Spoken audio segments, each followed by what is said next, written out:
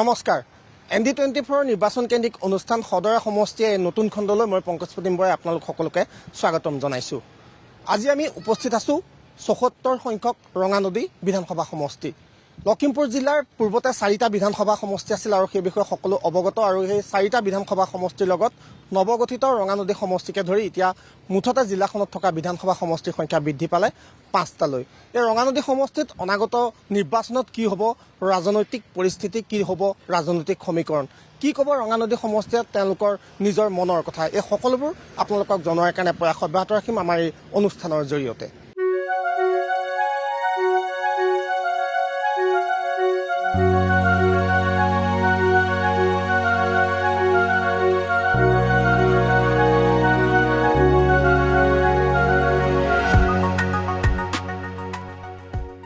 মোৰ পাছফালে আপোনালোকে দেখিবলৈ পাইছে এখন শূন্য নদী ৰঙানদী, আৰু এই ৰঙানদীখনকে বুকুত সাৱটি নতুনকৈ গঢ় লৈ উঠিছে ৰঙানদী বিধানসভা সমষ্টি। ৰঙানদী বিধানসভা সমষ্টিৰ ৰাজনৈতিক পৰিসংখ্যা কি ইয়াৰ হিচাপ নিকাচ আৰু কি ধৰণে অনাগত দিনত ৰঙানদী বিধানসভা সমষ্টিৰ ৰাজনীতিয়ে প্ৰভাৱান্বিত কৰাৰ স্থল আছে, সেই সকলোখিনি কথা পাতিম। মোৰ লগত আছে আমাৰ স্থানীয় সংবাদদাতা নীলপৱন সভাপণ্ডিত।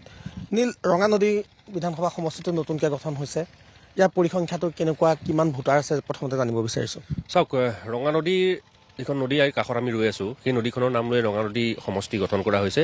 আৰু ৰঙানদী সমষ্টিৰ ভোটাৰ যিসকল আছে তেওঁলোকে কিন্তু এইবাৰ প্ৰথমবাৰৰ বাবে বিধানসভা সমষ্টিত নিৰ্বাচনত তেওঁলোকে ভোট দিব পাৰিব আৰু তেওঁলোক উৎসাহী হৈ আছে। আৰু এই মুহূৰ্তত যদি ক'ব বিচাৰোঁ যে নৱগঠিত ৰঙানদী সমষ্টিৰ পূৰ্বৰ যি নাওবৈচা সমষ্টি আছিলে তাৰ প্ৰায় 70% ভোটাৰ আহিছে।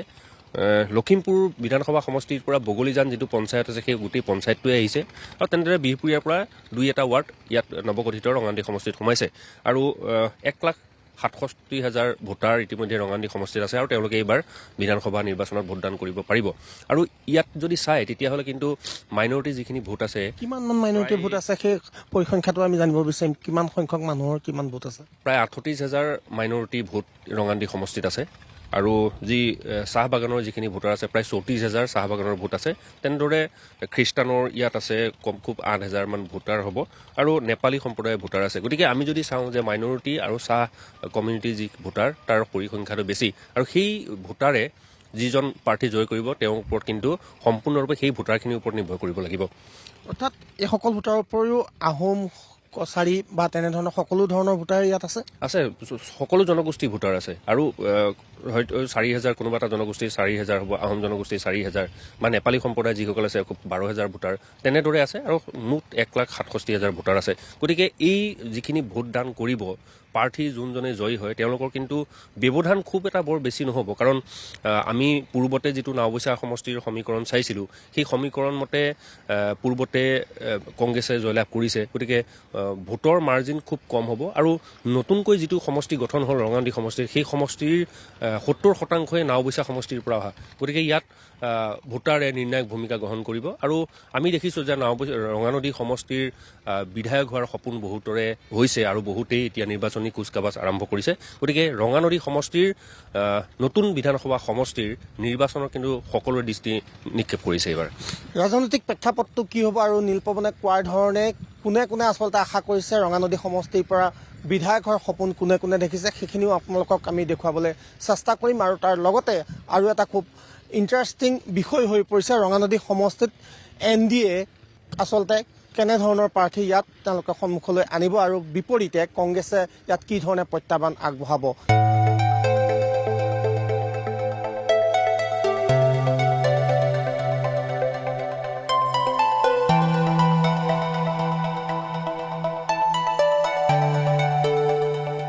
নৱগঠিত ৰঙানদী সমষ্টিত NDA শিবিৰৰ হৈ কোনে প্ৰাৰ্থিত্ব আগবঢ়াব, তেওঁলোকৰ অগপৰ প্ৰাৰ্থী থাকিব নে বিজেপিৰ প্ৰাৰ্থী থাকিব, সেয়া এই মুহূৰ্তলৈকে অনিশ্চিত।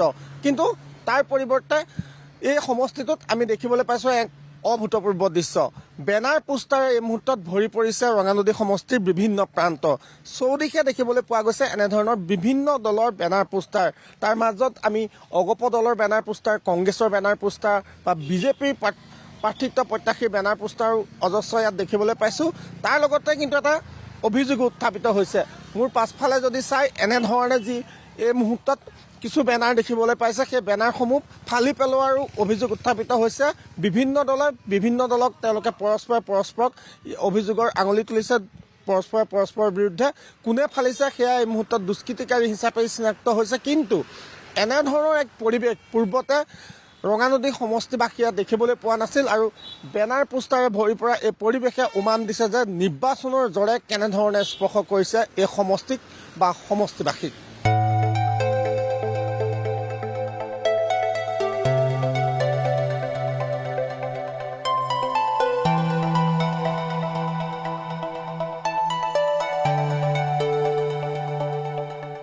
ৰঙানদী সমষ্টিত যিহেতু 30,000ৰো অধিক চাহ জনগোষ্ঠীৰ ভোটাৰ আছে আৰু সেইসকল ভোটাৰে অনাগত নিৰ্বাচনত বিশেষভাৱে প্ৰভাৱান্বিত কৰিব আৰু তেখেতসকলৰ সা সুবিধা বা তেওঁলোকে কি পাইছে শেহতীয়া সময়ছোৱাত চৰকাৰখনৰ পৰা বা তেওঁলোক কাক লৈ সন্তুষ্ট বা অসন্তুষ্ট সেইখিনি কথা পতাৰ উদ্দেশ্যে আমি আহি উপস্থিত হৈছোঁ ডিজু চাহ বাগিচাত।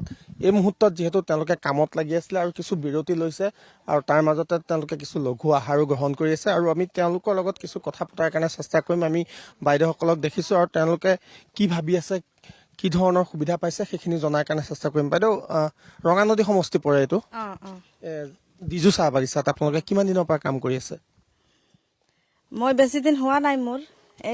এতিয়া কি কাম কৰিলে? এতিয়া আমি কিবা চফা কৰি আছো, বগান মেকানি ঢেকীয়াবোৰ ওলাই আছো। চৰকাৰী সুবিধা কেনেকুৱা ধৰণৰ পাইছে আপোনালোকে শেহতীয়া সময়ছোৱাত? চৰকাৰী সুবিধাটো পাইছো। কি পাইছে? কি কিনো পাম, এটা 5,000 টকা পইচা সোমাই দিলে পাইছে। আৰু অৰুণোদয় বা এনেকুৱা ধৰণৰ আঁচনি? অৰুণোদয় নাই পোৱা মই, নাই। চাউল কাৰ্ড নাই। আপোনালোকৰ মজুৰি বঢ়াৰ কথা কৈছে। বাগানত কাম কৰা মানুহখিনি আৰু 30 টকা পূৰ্বতে যিমান পাইছিল তাতকৈ 30 টকা অধিক পোৱাৰ কথা কৈছে মুখ্যমন্ত্ৰীয়ে। আপোনালোকে গম পাইছেনে? পাইছো, শুনিছো, কিন্তু এতিয়ালৈকে হোৱা নাই। কি বিচাৰে আপোনালোকে? মজুৰিটো বৃদ্ধি হোৱাটো বিচাৰে? বিচাৰো বৃদ্ধি হোৱাটো। কেলে কি আমাৰ সৰু সৰু ল'ৰা ছোৱালী আছে, পঢ়াব লাগে। তাৰ দৰমহা আমাৰ বাঢ়িলে আমি ভাল পাম। কেলে কি এতিয়া আমাৰ যোনটো দৰমহা পাওঁ সেইটো আমি 500 টকা বাঢ়িলে আমি ভালেই পাম। কেলে কি আমাৰ ল'ৰা ছোৱালী পঢ়াবৰ কাৰণে অসুবিধা হয়। আমাৰ দৰমহা পাওঁ আৰু বজাৰতে শেষ হৈ যায়। আপোনালোকক যোনবিলাক ঘৰত আছে সেই মাটিবিলাক পট্টা দিয়াৰ কথা আছিলে, আপোনালোকৰ কামবিলাক আৰম্ভ হৈছে নেকি? এইবিলাক আৰম্ভ এতিয়া আহে মানুহবোৰ, কিন্তু এতিয়ালৈকে মাটি পাট্টা পোৱা নাই। নিৰ্বাচন আহি আছে নহয় এইবাৰ? আহি আছে। এইটো সমষ্টিত কাক শক্তিশালী হিচাপে দেখিছে আপোনালোকে? কাকনো বেছি?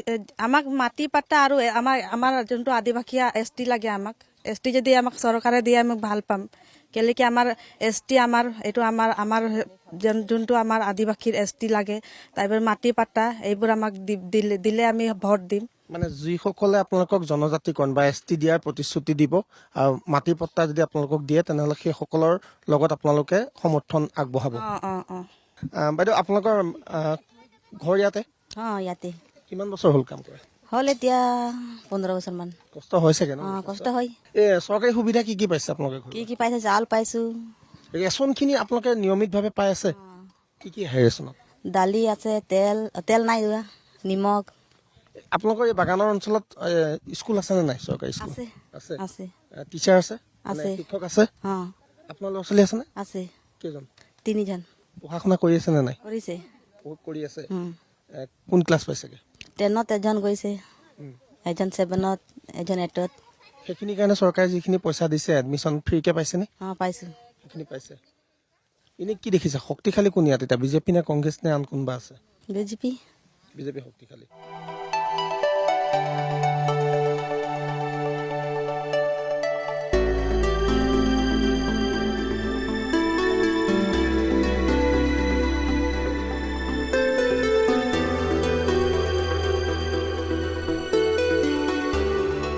ৰঙানদী সমষ্টিৰ অন্তৰ্গত এটা পথৰ ওপৰত মই বৰ্তমান আছোঁ আৰু 1 নং কৰুণাবাৰী বুলি জনা যায় এই অঞ্চলছোৱা। আৰু এই অঞ্চলছোৱাৰ যিটো মূল পথ, এই পথছোৱাই আমি কিছু দূৰ আগুৱাই গৈছোঁ আৰু তাত যিমান দূৰেই নাযাওক কিয় আপুনি এনেধৰণৰ এক বিধ্বস্ত অৱস্থা। আৰু এই বিধ্বস্ত পথটোৰে দৈনিক শতাধিক যাত্ৰী যাতায়াত কৰিবলগীয়া হয় আৰু দীৰ্ঘ সময় ধৰি তেওঁলোকে এই পথছোৱাই এনেধৰণে তেওঁলোকে যমৰ যন্ত্ৰণা ভোগ কৰিবলগীয়া হৈছে। স্থানীয় যুৱক আছে, মই তেওঁলোকৰ পৰা জানিব বিচাৰিম এই পথছোৱাৰ কিয় এনেধৰণৰ অৱস্থা, আৰু যিহেতু নিৰ্বাচন সমাগত সেই সময়ত তেওঁলোকৰ ভূমিকা কি হ'ব বা তেওঁলোকে কি ধৰণে ভাবে। এই পথছোৱা যিটো অঞ্চলত আমি আছোঁ 1 নং কৰুণাবাৰী, এই পথছোৱা কেতিয়াৰ পৰা ইমান বেয়া হৈ আছে? এইটো ধৰি লওক আপোনাৰ আজি প্ৰায় 8-10 বছৰ ধৰি এনেকুৱাই মই দেখি আছোঁ। প্ৰথম যেতিয়া আপোনাৰ মেৰামতি কৰা হৈছিলে তাৰ পিছৰ পৰাই প্ৰায় 1-2 বছৰ পিছৰ পৰা এনেকুৱা অৱস্থা মানে সৃষ্টি হৈছে। ইয়াৰ আপোনাৰ মূলকৈ আমাৰ এই অঞ্চলৰ বহুতখিনি ল'ৰা ছোৱালী, স্কুলীয়া যিসকল ল'ৰা ছোৱালী আছে তেওঁলোক যায়, বা বহুত দূৰ দূৰণি আপোনাৰ কিছুমান যাত্ৰী আহে। কাৰণ আমাৰ ওচৰতে ভূঞা চেল পইণ্ট বুলি এখন দোকান আছে, বহুত দূৰৰ পৰা মানুহ ইলেক্ট্ৰনিক সামগ্ৰীসমূহ আপোনাৰ হ'লচেলত ক্ৰয় কৰিব আহে। গতিকে তেনেস্থলত বা আপোনাৰ যিখিনি পেচেণ্ট আছে ৰোগী, সেইখিনিক অনা নিয়া কৰোঁতে বহুত অসুবিধা হয়। গতিকে আমি ভাবিছোঁ যে ৰঙানদী এইবাৰ যিহেতু আমাৰ নতুন সমষ্টি, যিজন প্ৰতিনিধিয়ে আমাক ভালকৈ মানে প্ৰতিশ্ৰুতি দিব যে আমি ৰাস্তাটো ধুনীয়াকৈ মেৰামতি কৰি বনাই দিম আৰু আমাৰ সাধাৰণ জনতাৰ কাৰণে সা সুবিধাটো কৰি দিম যাতায়াতৰ, আমি তেখেতকে মানে নিৰ্বাচিত কৰিম বুলি ভাবিছোঁ। আৰু পূৰ্বে যিহেতু এই অঞ্চলটো প্ৰতিনিধিত্ব কৰিছিলে, যিহেতু নাওবৈচা সমষ্টিৰ লগত অন্তৰ্ভুক্ত হৈ আছিলে, ভৰত নৰহ তাৰ বিধায়ক আছিলে, তেওঁ কিবা কৰিলে নাই এই সমষ্টিছোৱাত? একচুৱেলি চাওক, ইলেকশ্যনৰ পিছত জিকাৰ পিছত আমি তেখেতক অদৃশ্য হৈ যোৱা যিটো বুলি কয় আৰু গায়ব হৈ গৈছে, তেখেতক আমি পিছত দেখা নাই। না আহিছে আমাৰ জনতাৰ খবৰ ল'বলৈ, না আহিছে পথৰ খবৰ ল'বলৈ।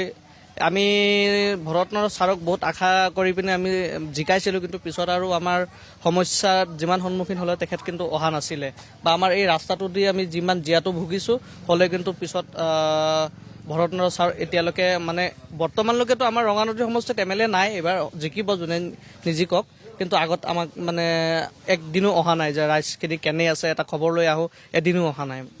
যিহেতু এইবাৰ এই সমষ্টিটোক লৈ এটা কথা চলি আছে যে বিজেপি অথবা AGP-য়ে দুইটা দলৰ ভিতৰত কোনোবা এটা দলে লাভ কৰিব পাৰে। গতিকে যদিহে বন্ধুত্বমূলক প্ৰতিদ্বন্দ্বিতা হয় কি হ'ব, বা যদিহে সুকীয়াকৈ নহয় একেলগে কোনোবা এজন প্ৰাৰ্থী দিয়ে, তেতিয়া যদিহে AGP-ক দিয়ে কি হ'ব পাৰে?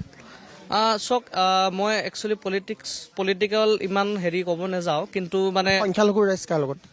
সংখ্যালঘু ৰাইজ এতিয়া ধৰি লওক আমাৰ এইখিনি বসতি প্ৰধান অঞ্চলত আচলতে আমাৰ কংগ্ৰেছৰ এই অলপ বেছি আছে। কিন্তু যদি আমি এইবাৰ দেখা পাওঁ যে এইবাৰ আমি মানে দল নেচাওঁ, আমি প্ৰাৰ্থীক চাম, যিজন প্ৰাৰ্থীয়ে আমাক প্ৰতিশ্ৰুতি দি পিনে ৰাখিব পাৰিব, আমাৰ ৰাইজৰ সমস্যাখিনি দূৰ কৰিব পাৰিব, আমি তেখেতকে ভোট দিম। তাত AGP, BJP বা বেলেগ কোনো কথা নাই। যিজন ভাল কেণ্ডিডেটে আমাক আমাৰ সমস্যাখিনি, সাধাৰণ ৰাইজৰ সমস্যাখিনি সমাধান কৰিব, আমি তাৰ লগত আমি ছাপোৰ্ট কৰিম। আৰু ইলেকশ্যন আহি আছে নহয়, এই অঞ্চলটো কিবা পালেনে নাই শেহতীয়া সমস্যা? মানে এইটো অঞ্চলত ক'ব গ'লে এইটো ৰাস্তাখিনি আপোনালোকে চায়ে আছে। এইখিনি জেগাত আজি 4-5 দিন আগত এটা ই ৰিক্সাখন পাল্টি হ'ল। আজি প্ৰায় 5 বছৰমান হৈ গ'ল। এনেকুৱা হেঁচা বেচা মানুহে মানে পৰিচান, আৰু কি ক'বলগীয়া নাই। আৰু মোক গমেই পাই আছে কেনেকুৱা চলি আছে। আৰু দাদা আপোনালোক ইয়াৰে নে এই অঞ্চলৰে? ৰাস্তাটো খুবেই বেয়া আপোনালোকৰ যি দেখিছোঁ। ৰাস্তা একদম জ্বলা-কলা খুৱাই দিছে। এইবাৰ ইলেকশ্যন আহি আছে নহয়, কি ধৰণে আশা কৰিব আপোনালোকে? জনপ্ৰতিনিধি যোনেই হওক বা যিসকলে আপোনালোকৰ ওচৰলৈ ভোট বিচাৰি আহিব তেওঁলোকক কি জনাব? এতিয়া আমি বিশেষকৈ ৰাস্তাটো ভাল হ'ব লাগে, সেই বিষয়ে দাবী জনাম। কিছু কথা ৰাজনৈতিকভাৱেও জানিব বিচাৰিছোঁ যে আপোনালোকৰ ইয়াত এইবাৰ ক'ৰ পৰা প্ৰাৰ্থী আহিব, কি হ'ব সেয়া এতিয়ালৈকে নিশ্চিত হোৱা নাই। কাৰণ অগপই খেলিব নে বিজেপিয়ে খেলিব সেয়াও নিশ্চিত নহয়। আৰু কংগ্ৰেছৰ যিগৰাকী নাম চৰ্চাত আছিলে ৰঙানদী সমষ্টিৰ পৰা, ভূপেন বৰা ডাঙৰ ইতিমধ্যে বিজেপিলৈ গৈছে। গতিকে ৰাজনৈতিক স্থিতিটো কি হৈ আছে? ৰাজনৈতিক ছিষ্টেমত আমি এতিয়ালৈকে কোন আহিব, কোনে আমি চিলেকশ্যন কৰিম, এতিয়ালৈকে যি আহিব আমি যিটো পাৰ্টি ভাল পাম আমি সেইটো পাৰ্টিকে আমি ভোট দিম বুলি ভাবিছোঁ। আৰু আমাৰ ৰাস্তাৰ মেৰামতি কামটো বহুত দিন হৈ গ'ল, কৰিম বুলি ভাবি আছে, কৰা নাই। আমি বহুত অসুবিধাত চলি আছোঁ এই ৰাস্তাটো লৈ। ধূলি বালিৰ কাৰণে আমি দোকানো চলাব পৰা নাই, একদম পুৰা জাম হৈ আছে ধূলি বালিৰ কাৰণে। কিন্তু আপোনালোকৰ ইয়াৰ আগত যেতিয়া নিৰ্বাচন আহে চবেইতো চাগে ৰাস্তাটোৰ কথা কয় যে এই ৰাস্তাটো এবাৰ ৰাস্তাটো বনাম, চবেই কয়, আমাক চবেই প্ৰতিশ্ৰুতি দিয়া ৰাস্তাটো বনাম, আমাক ভোট দিয়া, ভোট দি কিনি জিকোৱা। পাছত ভৰত নৰহ ডাঙৰীয়া আমি জিকালোঁ, কোনো কামে কৰা নাই 5 বছৰ তাৰ চেহেৰাও দেখা নাই আমি ভাবে নেকি ইয়াত মেক্সিমাম নাই নাই নাই তাক আমি একদম টোটেল ইয়াত আহিলে আমি একদম গো বেক বুলি জনাই দিম তাক আমি ভোটে নিদিওঁ এনেকুৱা কেণ্ডিডেট আমাৰ কৰুণাবাৰী এলেকাত নালাগে মানে নামঘৰীয়া সমষ্টিত নালাগে এনেকুৱা এই কেণ্ডিডেট কেতিয়াবা ভাবে নেকি যে বাকী অঞ্চলবিলাক দেখিছোঁ আমি ৰাস্তা পদূলি হৈছে সংখ্যালঘু প্ৰধান অঞ্চল হোৱাৰ কাৰণে আপোনালোকক অলপ এলাগী কৰি ৰাখিলে নেকি আমি এনেকৈ ভাবি আছো এতিয়া এনেকাই আমাৰ সংখ্যালঘুৰ কাৰণে এনেকৈ কৰি আছে নেকি চৰকাৰে আৰু কি সমস্যা আছে অঞ্চলত বহুত সমস্যা আছে গৰীব দুখীয়া বহুত মানুহ আছে ঘৰ পোৱা নাই কাঠ পোৱা নাই বহুত সমস্যা আছে চৰকাৰী সুবিধাৰ পৰা বঞ্চিত মানে অধিকাংশ অৰুণোদয় কাৰ্ড বা হেৰি বহুত মানুহৰ কাটি দিছে আৰু গোটৰ মানুহক আমাৰ ইয়াত বহুত মানুহৰ পইচা দিয়া নাই কাটি দিছে মুছলিম এলেকা বুলি বহুত মানুহৰ আমাৰ মাইকী মানুহ বহুত আন্দোলনো কৰিলে পইচা পোৱা নাই চব মানুহে পাইছে সংখ্যাগুৰু হয় হয় সেইকেইটা কি বুলি কয় আপোনালোকৰ গোটেই অঞ্চলটো এইটো নাম্বাৰ 1 কৰুণাবাৰী বুলি কয় কৰুণাবাৰী সৰ্বমুঠ ইয়াত প্ৰায় 30,000 মান চাগে সংখ্যালঘু ভোট আছে ৰঙানদী আছে সংখ্যালঘুৰ প্ৰায় 30,000 মান ভোট সমগ্ৰ অঞ্চলটোত আছে আৰু সমাগত যি বিধানসভা নিৰ্বাচন আছে সেই ৰঙানদী সমষ্টিত মই বৰ্তমান আছোঁ এই সংখ্যালঘু ৰাইজে কিন্তু কিছু নহয় কিছু তেওঁলোকে ভূমিকা পালন কৰিব আৰু তেওঁলোকৰ মনত যি ধৰণৰ ব্যথা এই মুহূৰ্তত আমি দেখিছোঁ বা এই অঞ্চলবাসীয়ে যি ধৰণৰ দুৰ্ভোগ এই মুহূৰ্তত ভোগ কৰিবলগীয়া হৈছে সেই দুৰ্ভোগ বা সেই যান্ত্ৰণাৰ পৰা কেতিয়া মুক্তি পাব তেওঁলোকৰ কাৰণে সেইটোহে এই মুহূৰ্তত আটাইতকৈ ডাঙৰ প্ৰশ্ন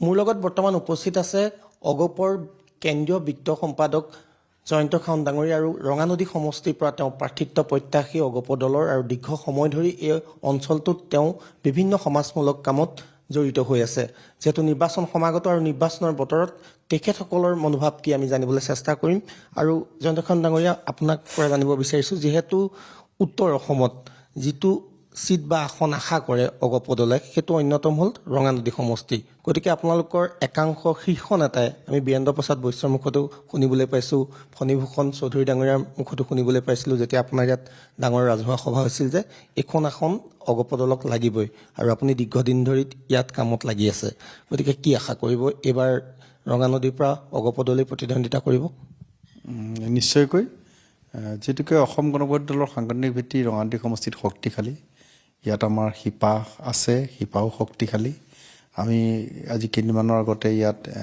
সংকল্প সমাৱেশ অনুষ্ঠিত কৰিলোঁ তাত আমাৰ শীৰ্ষ নেতৃত্ব মাননীয় সাংসদদ্বয় ফণীভূষণ চৌধুৰী ডাঙৰীয়া আৰু বীৰেন্দ্ৰ প্ৰসাদ বৈশ্য ডাঙৰীয়া আহিছিলে আৰু কেন্দ্ৰীয় নেতৃবৃন্দ আহিছিলে তেখেতসকলে ৰাইজৰ লগত মত বিনিময় কৰিছে ৰাইজৰ লগত তেখেতসকলে ভাৱৰ আদান প্ৰদান কৰিছে আৰু এটা কথা পৰিস্ফুট হৈছে যে ইয়াৰ ৰাইজে আঞ্চলিক দলটোক শক্তিশালী হোৱাটো বিচাৰে অসম গণ পৰিষদ দলটোৰ ইয়াত শক্তিশালী যিটোকে ভেটি আছে দলটোক মনে প্ৰাণে ভাল পায় আগতে যিটো নাওবৈচা সমষ্টি আছিলে নাওবৈচা সমষ্টিৰ পৰা দুবাৰকৈ ইয়াত প্ৰতিনিধি ইয়াৰ পৰা গৈছে বিধানসভালৈ প্ৰয়াত জগত হাজৰিকাদেৱ 1985 চনত গৈছে 1996 চনত মণিৰাম পাটোৱাৰী ডাঙৰীয়া গৈছে গতিকে ইয়াত ৰাইজে যিটোকে এই আঞ্চলিক দলটোৰ ভালপোৱা ব্যক্তি ইয়াত অঞ্চলটোত আছে আৰু অসম আন্দোলনত ইয়াত এই অঞ্চলৰ দুজন ব্যক্তি শ্বহীদো হৈছে বহুতো নিৰ্যাতিত হৈছে পংগু হৈছে গতিকে এটা আঞ্চলিকবাদী চিন্তা চৰ্চাৰে আবৃত্ত এটা এই সমষ্টিটো ৰাইজে সেইকাৰণে অসম গণ পৰিষদ দলটো শক্তিশালী হোৱাটো বিচাৰে আৰু অসম গণ পৰিষদ দলৰ প্ৰাৰ্থীজন জয়ী হৈ ইয়াত তাৰ বিজয় ধ্বজা উৰুৱাবলৈ তেখেতসকলে সংকল্প লৈছে আৰু এটা কথা যিহেতু ৰঙানদী সমষ্টিটো যেতিয়া সমষ্টি পুনৰ্গঠনত সৃষ্টি হৈছিলে নাওবৈচা সমষ্টিৰ যথেষ্টখিনি অংশ ইয়াত অন্তৰ্ভুক্ত হৈছে নাওবৈচাৰ পৰা আপুনি দীৰ্ঘদিন ধৰি দুবাৰকৈ সম্ভৱতঃ নিৰ্বাচন খেলিছে যদিও নিৰ্বাচনৰ ফলাফল আপোনাৰ পক্ষে যোৱা নাই কিন্তু আপুনি সমষ্টিটো এৰি দিয়া নাই সমষ্টিবাসীৰ লগত দুখে সুখে আছে গতিকে এইবাৰ নতুনকৈ সমষ্টিটো হৈছে বিজেপি দলেও দাবী কৰি আছে যে যিহেতু নতুন সমষ্টি গতিকে আমাৰ তেওঁলোকে প্ৰাৰ্থিত্বৰ দাবীদাৰ আৰু তেওঁলোকৰো প্ৰাৰ্থীয়ে নিৰ্দিষ্ট গতিৰে কাম কৰি আছে কিন্তু NDA যিহেতু মিত্ৰতাত আছে NDA মিত্ৰতাৰ সূত্ৰে সমষ্টিটো দাবীদাৰ হ'ব পাৰিবনে নাই চাওক ইয়াত কোনে প্ৰাৰ্থিত্ব পাব কোনে প্ৰাৰ্থিত্ব নাপাব এই কথাটো মই আজি আপোনালোকক ক'ব নোৱাৰিম মই এজন অসম গণ পৰিষদ দলৰ তৃণমূল কৰ্মী হিচাপে দলৰ কেন্দ্ৰীয় নেতৃত্বই আমাক যি নিৰ্দেশনা দিছে তেনেধৰণে আমাৰ ইয়াৰ কৰ্মীসকলে অতি নিষ্ঠা সহকাৰে আৰু নিস্বাৰ্থভাৱে দলটোৰ হৈ কাম কৰি আছে বা আমি পদূলিয়ে পদূলিয়ে গৈছোঁ, ঘৰে ঘৰে গৈছোঁ, মানুহৰ ব্যক্তিৰ লগত আমি ভাৱৰ আদান প্ৰদান কৰিছোঁ, মনৰ বুজ লৈছোঁ। আৰু তাৰ পৰা এটা কথা পৰিস্ফুট হৈছে যে ইয়াত জাতীয়তাবাদী চিন্তা চৰ্চাই উদ্বুদ্ধ হ'ল ৰঙানদী সমষ্টিবাসী ৰাইজ। গতিকে তেওঁলোকে যিহেতুকে জাতীয়তাবাদী চিন্তা চৰ্চাই উদ্বুদ্ধ নাগৰিক, তেওঁলোকে ইয়াত অসম গণ পৰিষদ দলৰ ভেটিটো শক্তিশালী হ'ব বিচাৰে। আৰু অসম গণ পৰিষদ দলৰ প্ৰাৰ্থীজন ইয়াৰ পৰা জয়ী হৈ অনাগত দিনত এই সমষ্টিটোৰ উন্নয়নৰ বাট প্ৰশস্ত কৰাৰ তেওঁলোকে পোষকতা কৰে। শেষত এটা কথা জানিব বিচাৰিছোঁ, যদিহে আপোনালোকৰ বন্ধুত্বমূলক প্ৰতিদ্বন্দ্বিতাৰ কথাটো আহে, তেনে ক্ষেত্ৰত ক'ৰবাত পিছুৱাই যাব নেকি আপোনালোক? শুনক, অসম গণ পৰিষদ দলে আগৰ পৰাই কৈ আছে যে এই নিৰ্বাচনত বন্ধুত্বমূলক প্ৰতিদ্বন্দ্বিতা বুলি কোনো কনচেপ্ট নাই। প্ৰতিদ্বন্দ্বিতা মানে যিটো দলৰ পৰাই প্ৰাৰ্থিত্ব দিয়ক তেওঁ প্ৰতিদ্বন্দ্বিতাতে অংশগ্ৰহণ কৰিব লাগিব তীব্ৰ শক্তিৰে। গতিকে আমি তেনেকুৱা ধৰণৰ কথা আমি চিন্তাও কৰা নাই। যদি প্ৰাৰ্থিত্ব দিয়ে তাত আমি প্ৰতিদ্বন্দ্বিতা কৰিম আৰু প্ৰতিদ্বন্দ্বিতা মানসিকতাৰে আমি ইয়াত অৱতীৰ্ণ হ'ম। শেষত যদিহে প্ৰাৰ্থিত্ব নিদিয়ে? প্ৰাৰ্থিত্ব নিদিয়া প্ৰশ্নই নাই। মই আশাবাদী।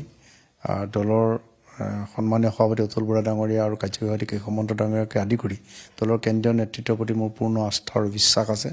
যিটোকে আমি অতদিন আজি 15 বছৰ দিন ধৰি এই সমষ্টিত আমি ৰাইজৰ লগত জড়িত হৈ আছোঁ। ৰাইজৰ সুখে দুখে আমি জড়িত আৰু দলৰ নিৰ্দেশৰ মতে যিমানখিনি দলৰ কাৰ্যসূচী থাকে তাৰ সফল ৰূপায়ণ কৰিবৰ কাৰণে আমি প্ৰয়াস কৰিছোঁ। আমাৰ কৰ্মীসকলে অতি নিষ্ঠা সহকাৰে সকলোৱে কাম বন কৰি আছে। গতিকে আমাৰ গভীৰ বিশ্বাস যে দলে ৰঙানদী সমষ্টিটোত অসম গণ পৰিষদ দলৰ প্ৰাৰ্থিত্ব দিব। কংগ্ৰেছৰ পৰা কিবা প্ৰত্যাহ্বান আহিব নেকি? কংগ্ৰেছৰতো আপোনালোকে গম পাইছে যে ভূপেন বৰা ডাঙৰীয়া আজি কিছুদিনলৈকে কংগ্ৰেছৰ ইয়াত প্ৰাৰ্থিত্ব বিচাৰিছিলে। তেখেতেও কংগ্ৰেছৰ কাম কাজত অসন্তুষ্ট হৈ ভাৰতীয় জনতা পাৰ্টীত যোগদান কৰিছে। গতিকে তেওঁলোকৰ এতিয়া আমাৰ দৃষ্টিত তেওঁলোকৰ কোনো নেতা এতিয়ালৈকে আমাৰ পৰিলক্ষিত হোৱা নাই। ইয়াত প্ৰতিদ্বন্দ্বিতা কোনে কৰিব কোনে নকৰিব আমি গম পোৱা নাই। গতিকে আমি ভাবোঁ যে কংগ্ৰেছক ৰাইজে অলৰেডি প্ৰত্যাখ্যান কৰিছে। গতিকে কংগ্ৰেছে যোৱা 15টা বছৰত কি কৰিলে ৰাইজে এইখিনি গম পায়। কোনোতো উন্নয়নৰ মুখ নেদেখিলে। এইটো সমষ্টিতে কোনো ধৰণৰ উন্নয়নৰ মুখ নেদিলে কংগ্ৰেছৰ দিনত। 15 বছৰ কংগ্ৰেছৰ শাসনকালত তাৰ বিনিময়ত কি দেখিলে? গাঁৱে ভূঞে দুৰ্নীতি, মানে ক্ষমতা বিকেন্দ্ৰীকৰণৰ নামত দুৰ্নীতি বিকেন্দ্ৰীকৰণ কৰিলে। গাঁৱে ভূঞে অকল দুৰ্নীতিৰ পোহাৰ মেলিলে। গতিকে ৰাইজে প্ৰত্যাখ্যান কৰি আজি মিত্ৰদলৰ চৰকাৰখনক সমৰ্থন কৰিছে আৰু মাননীয় অসমৰ মুখ্যমন্ত্ৰী ডক্টৰ হিমন্ত বিশ্ব শৰ্মাৰ নেতৃত্বত মিত্ৰদলৰ চৰকাৰখনে গাঁৱে ভূঞে চহৰে নগৰে উন্নয়নৰ বইনা বৈছে। তেওঁ যি এই অনিৰুদ্ধ যাত্ৰাত তাত সহযোগী হ'বৰ কাৰণে মানুহ আগ্ৰহী। মানুহে এতিয়া 2024 নিৰ্বাচনলৈ মানে অপেক্ষা কৰি আছে।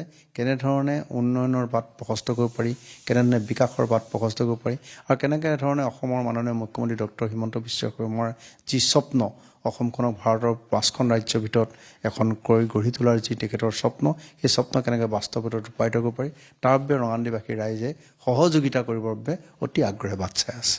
ধন্যবাদ জনাইছোঁ। আৰু এয়া আছিল জয়ন্ত খাউণ্ড ডাঙৰীয়াৰ মন্তব্য। সমষ্টিটোক লৈ তেওঁৰ ভৱিষ্যতৰ স্বপ্নৰ কথাও তেওঁ আমাৰ আগত উল্লেখ কৰিছে আৰু তেওঁ গভীৰভাৱে আত্মবিশ্বাসী যে এইবাৰ ৰঙানদী সমষ্টিৰ পৰা অগপ প্ৰাৰ্থীয়ে প্ৰতিদ্বন্দ্বিতাত অৱতীৰ্ণ হোৱাৰ সম্ভাৱনাই প্ৰকট।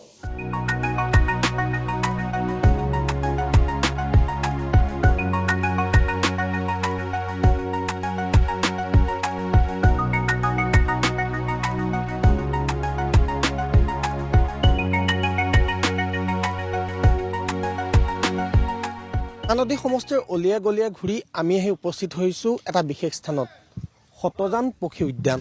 আৰু এই পক্ষী উদ্যানখনৰ সন্দৰ্ভত আমি জানিবলৈ চেষ্টা কৰিম। ইয়াত যিহেতু স্থানীয় লোক আছে তেখেতৰ পৰা জানিবলৈ চেষ্টা কৰিম। দাদা, আপোনাৰ ভাল নামটো জানিব বিচাৰিছোঁ। লক্ষীধৰ গগৈ।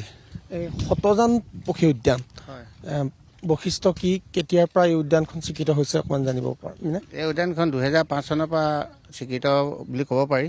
তাৰ আগৰ পৰা এনেই পক্ষীবিলাক আহে, কোনো সংৰক্ষণৰ কাৰণে কোনো ব্যৱস্থা কৰা নাছিলে। 2005 চনৰ পৰা প্ৰকৃতিপ্ৰেমী সংগঠন আৰু কেইবাখনো গাঁও ৰাইজ আৰু আমিও আছোঁ, চবে ৰাইজে মিলি সংৰক্ষণৰ কাৰণে বস্তুটো সংৰক্ষণ কৰি ৰাখিছে বৰ্তমানলৈকে।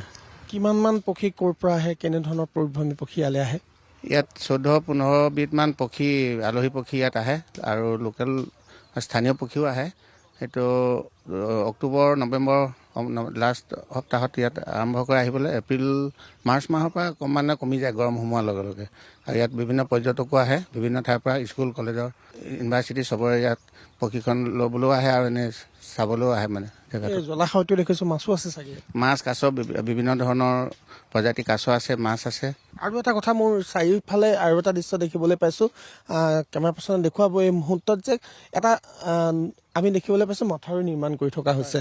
এই মথাউৰিটো ৰঙা নদীৰ চাগে পানীৰ কাৰণে নিৰ্মাণ কৰিবলগীয়া হৈছে। নেপোৱাই প্ৰত্যেক বছৰ প্ৰায় মানে পানী ইয়াত এৰিয়ে থাকে। যোৱা বছৰ জুন মাহৰ কিমান তাৰিখ আছে জানো, জুন মাহত 4-5খনমান গেট খুলি দিয়াৰ কাৰণে কেইবাখনো গাঁৱৰ ইয়াত ধ্বংস কৰিলে, বিধ্বস্ত কৰিলে। মানুহ দুনুহ থাকিবলৈ জেগা, গৰু ম'হ ছাগলী চবৰে অনিষ্ট হ'ল। সেইটো কাৰণে এবাৰ প্ৰটেকশ্যন চৰকাৰে দিয়াৰ কাৰণে ভাল হৈছে। মানে এই পানীৰ পৰা নেপটোৰ সৃষ্ট যি কৃত্ৰিম বানৰ ইয়াত প্ৰভাৱ পৰে, সেই প্ৰভাৱৰ পৰা কিছু পৰিমাণে হ'লেও এই বানটোৱে আপোনালোকক মুক্ত কৰিব পাৰিব বুলি ভাবে মথাউৰিটোৱে। এই মথাউৰিটো যদি 3 মাহৰ সময় দিছে, 3 মাহৰ ভিতৰত কাম ক্লিয়াৰ কৰিম বুলি কয়। যদি হয় তেতিয়া কেইবাখনো গাঁৱৰ ৰাইজে ইয়াত উপকৃত হ'ব, পানীৰ কাৰণে বাচিব। নৱগঠিত ৰঙানদী সমষ্টিটো বিজেপি শিবিৰ যথেষ্ট শক্তিশালী আৰু এইবাৰ এই নৱগঠিত সমষ্টিটোত জয়ী হ'বলৈ তেওঁলোকৰ তৎপৰতা অব্যাহত ৰাখিছে।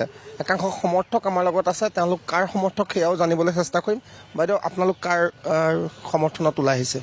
আমি বিজেপি সমৰ্থনত ওলাই আহিছোঁ। মাননীয় মুখ্যমন্ত্ৰী ডাঙৰীয়াৰ যি এয়া জন আশীৰ্বাদ যাত্ৰা আমাৰ যিহেতু হৈ আছে, তাৰ কাৰণে আমি আহিছোঁ ইয়ালৈ। গতিকে আমি বিজেপি সমৰ্থনত আহিছোঁ। আপোনালোকৰ শক্তিশালী প্ৰাৰ্থী কেনেকুৱা ধৰণৰ আছে এইবাৰ এই সমষ্টিত? আছে শক্তিশালী প্ৰাৰ্থী, আমাৰ বিজেপি ফালৰ পৰা বহুত শক্তিশালী প্ৰাৰ্থী আছে। কি হ'ব পাৰে এইবাৰ সমষ্টিটোত ভাল এজন প্ৰাৰ্থিত্ব প্ৰদান কৰিব বুলি আমি আশা কৰিছোঁ। তেওঁ যিজনে হয় যাতে ভাল কাম কৰিব, এনেকুৱা এজন প্ৰাৰ্থী আছে। বহুত সুন্দৰ কাম এতিয়াৰ পৰা কৰি আছে তেখেতে। আৰু আমাৰ বিজেপি প্ৰাৰ্থীৰ পৰা তেখেতক যেতিয়া প্ৰাৰ্থিত্ব প্ৰদান কৰিব, মানে আপুনি ঋষিৰাজ হাজৰিকা ডাঙৰীয়াই সুন্দৰভাৱে কাম কৰি আছে। ইমান সুন্দৰ কাম কৰি আছে তেওঁ। মানে গোটেই দুখীয়া দৰিদ্ৰৰ পৰা ধৰি লৈ যিমানখিনি মানুহক, আৰু চাওক বানপানীৰ ক্ষেত্ৰতো যেতিয়া বানপানী হৈছিলে তেখেতে মানে প্ৰত্যেকৰে মানে ঘৰে ঘৰে গৈ আৰু প্ৰত্যেককে সহায় কৰিছে। তেনে এজন যুৱনেতা আমাৰ প্ৰয়োজন। যুৱ নেতাৰ প্ৰয়োজনৰ কথা কৈছে, আৰু যিহেতু এইটো নতুন সমষ্টি, ঋষিৰাজ হাজৰিকাৰ নাম তেখেতে স্পষ্টভাৱে কৈছে। আপোনালোকে কি দেখিছে ঋষিৰাজ হাজৰিকাৰ তেওঁৰ গাত কি গুণ দেখিছে যে যি অনাগত দিনত সমষ্টিটোক প্ৰতিনিধিত্ব কৰাৰ কাৰণে উপযুক্ত বুলি ভাবে? হয়, আপোনালোকে চাওক, আমাৰ ৭৪ নং ৰঙানদী সমষ্টিত যি যুৱ নেতা হিচাপে আমাৰ মাজত সকলোৰে মাজত পৰিচিত ঋষিৰাজ হাজৰিকা, ল'ৰাৰ পৰা বৃদ্ধলৈকে তেওঁ সকলোৰে মুখত মাত্ৰ ঋষিৰাজ হাজৰিকা। গতিকে তেওঁৰ যিমানখিনি কাম, তেওঁ ৰাইজৰ কাৰণে, ৰাইজৰ কল্যাণৰ কাৰণে, দৰিদ্ৰৰ কাৰণে যিমানখিনি কাম তেওঁ আগুৱাই নিছে, প্ৰত্যেকেই তাত সন্তুষ্টি প্ৰকাশ কৰিছে। আৰু সেয়েহে প্ৰত্যেকেই মাত্ৰ এটাই নাম, মাত্ৰ ঋষিৰাজ হাজৰিকাক আমাৰ ৰঙানদী সমষ্টিত প্ৰবল দাবীদাৰ, আৰু আমি বিধায়ক হিচাপে তেওঁক খুবেই বিচাৰোঁ। ঋষিৰাজ হাজৰিকা যদি বিজেপিৰ প্ৰাৰ্থী হয়, তেনে ক্ষেত্ৰত কোন কোন সলঠাকত পৰাৰ সম্ভাৱনা আছে? কাৰণ সম্ভাৱ্য প্ৰাৰ্থী হিচাপে আমি শুনিছোঁ যে ইয়াত AGPও প্ৰতিদ্বন্দ্বিতা কৰিব পাৰে, আপোনালোকৰ সন্মুখত কংগ্ৰেছৰ প্ৰাৰ্থীও থাকিব। গতিকে ঋষিৰাজ হাজৰিকা যদি প্ৰাৰ্থী হয়, তেনেহ'লে আপোনালোক ওলাই যোৱাৰ ক্ষেত্ৰত কিমান দূৰ সেয়া সম্ভৱপৰ হ'ব? শুনক, আমি AGP কংগ্ৰেছ আমি কথা নাজানো, আমি বিজেপিৰ কথা আমি গম পাওঁ। এই ঋষিৰাজ যাৰক আমি বিপুল 1 লাখ ভোটক আমি জয়যুত কৰাম, এইটো 100% খাটাং হয়। আৰু মানুহ নাই ইয়াত। আৰু ইয়াৰ চাওক, আপুনি ৰঙানদী সমষ্টিত আপুনি গাঁৱত যাওক, কাৰোক সোধক, কোন চৰ্চা একজনে আছে, আমাৰ ঋষিৰাজ দাদা। আৰু আমি ভাবোঁ মানে আমি ৰঙানদী বিজেপি মেম্বাৰ হয়, আৰু আমি ৰঙানদী ৰাইজ হৈ আমি ভাবোঁ ঋষিৰাজ দাদাকে আমি বিপুল 1 লাখ ভোটত আমি জিকামেই। মানে এইটো ইয়াত আমাৰ AGP কংগ্ৰেছ ৰাইজৰ দল এইসব কথাই নাই ইয়াত, মানে ফেক্টৰে নাই। মানে এইটো AGPৰ লগত যদি কিবা প্ৰকাৰে যদি ফ্ৰেণ্ডলি কণ্টেষ্ট হয়, তেতিয়া আপোনালোক বিপাঙত পৰিব নেকি? নাই, এইটোতো আমি শুনক, এইটো আমি ক'ব নাযাওঁ এইসব কথা ন। কেলৈ এইটো আমাৰ ষ্টেটৰ কি হ'ব, আমাৰ মুখীয়া আছে, মুখীয়া নিৰ্ণয় ল'ব কি হ'ব নাই। আমি জানো বিজেপি, আমাৰ হেমন্ত বিশ্ব শৰ্মা আমাৰ মুখ্যমন্ত্ৰী আৰু আমাৰ ৰাজ্যিক সভাপতি, আমি অনুৰোধ কৰোঁ আমাৰ ৰঙানদীক আমাৰ বিজেপি প্ৰাৰ্থী ঋষিৰাজ ডাঙৰীয়াক আমি লাগে। এনেধৰণে ঋষিৰাজ হাজৰিকাৰ প্ৰাৰ্থিত্বৰ দাবীদাৰ হ'লে ইয়াত বিজেপিয়ে যথেষ্ট শক্তিশালী প্ৰতিদ্বন্দ্বিতা আগবঢ়াব বুলি তেওঁলোকৰ সমৰ্থকসকলে কৈছে আৰু অনাগত সময়ে ক'ব ইয়াত বিজেপিৰ প্ৰাৰ্থী কোন হয়।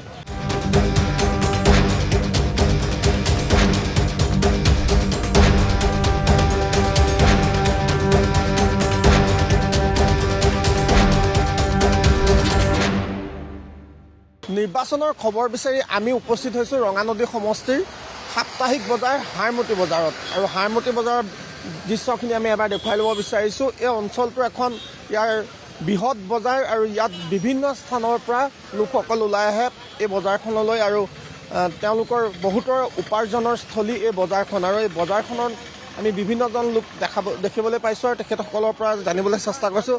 দাদা আপোনাৰ ঘৰটো কোন জেগা?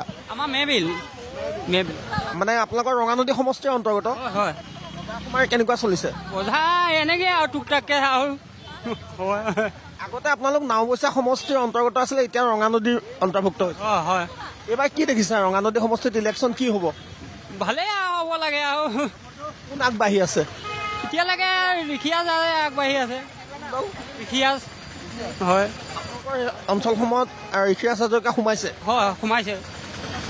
কি আশা কৰে মানে ইয়াত অগপই প্ৰতিদ্বন্দ্বিতা কৰা ভালনে? লোৱাটোৱে বিচাৰোঁ আৰু আপোনালোকে চৰকাৰী সুবিধাবিলাক পাইছেনে নাই? পাইছোঁ চৰকাৰী এতিয়া পোৱা মতে ঘৰ পাইছোঁ, তাৰপৰা অৰুণোদয় পাইছোঁ, 10,000 পইচা পাইছোঁ। 10,000 পাইছে? পাইছোঁ 12 তাৰিখে পাইছোঁ। আপুনি বাইদেউ পাইছে নাই 10,000? পাইছোঁ একে 12 তাৰিখে পাইছোঁ। বাইদেউ কোন জেগাত ঘৰ আপোনাৰ? পলক খোৱা। খোৱা মানে ৰঙানদী সমষ্টিৰ অন্তৰ্গত আপোনালোক? হয় পইচা চৰকাৰে যোনটো দিছিলে ধন সেইটো পাইছে? মই নাই পোৱা মই নাই। কি কৈছে? তাৰ গোট নাই, মোৰ আছে, মই পালোঁ 10,000। পোৱা নাই আপোনাৰ অৰুণোদয় পোৱা নাই। হয় 3বাৰ নতুন হৈছে, 7বাৰ কৰিলোঁ নাই পোৱা। আপুনি কেইবাৰ কৰিছে? 7বাৰ কৰিছোঁ নাই পোৱা। গৰীব মানুহ হয়, আমাৰ চাউলৰ কাৰ্ড আছে, মই নাই পোৱা।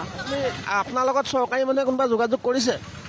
যোগাযোগ কৰিছিলোঁ, মানে মেম্বাৰৰ হাতত দিলোঁ, হেৰি সেই জেড প্ৰেচিডেণ্ট আছে তাত দিলোঁ, নাই পোৱা। বাইদেউ আপুনিতো বাকীবিলাক সুবিধা পাইছে? পাইছোঁ মই পাইছোঁ। এইবাৰ নিৰ্বাচনত কোন আগবাঢ়ি আছে, বিজেপি নে কংগ্ৰেছ নে কোন ইয়াত আগবাঢ়ি? বিজেপিৰ পৰা পাইছোঁ বস্তু। তেতিয়াহ'লে বিজেপিৰ পৰা তেওঁলোকে বস্তু পাইছে আৰু স্পষ্টভাৱে তেওঁলোকে কৈছে যে কি হ'ব পাৰে অনাগত দিনত তাৰ এটা ইংগিত আমি আচলতে লাভ কৰিছোঁ। দাদা আপোনাক কথা এটা সুধোঁ, আপোনাৰ সমষ্টি কি পৰে, ৰঙানদী সমষ্টি নে? কি নাম আপোনাৰ দাদা? কিনাই দাস। আপোনালোকৰ এতিয়া ইলেকশ্যন আহি আছে, ইলেকশ্যনত কি দেখিছে এবাৰ কি হ'ব পাৰে? বিজেপিয়ে যাব নিচিনা পাইছোঁ।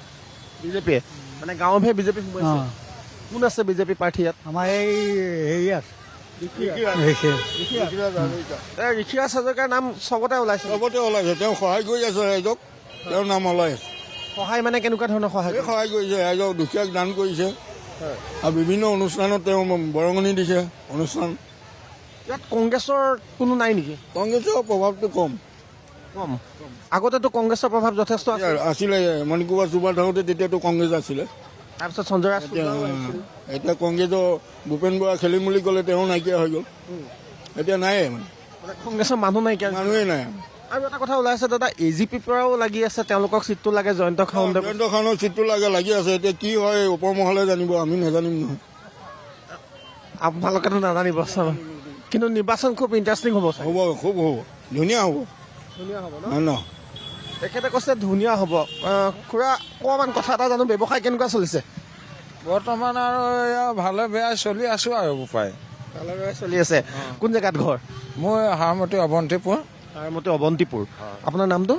মোৰ নাম শ্ৰী নাৰায়ণ দাস। ইলেকশ্যন আহিছে নহয়, হয়। কোন আগবাঢ়ি আছে ইয়াত? ইয়াত এতিয়া বৰ্তমান আমি ঋষিৰাজকে দেখা পাওঁ।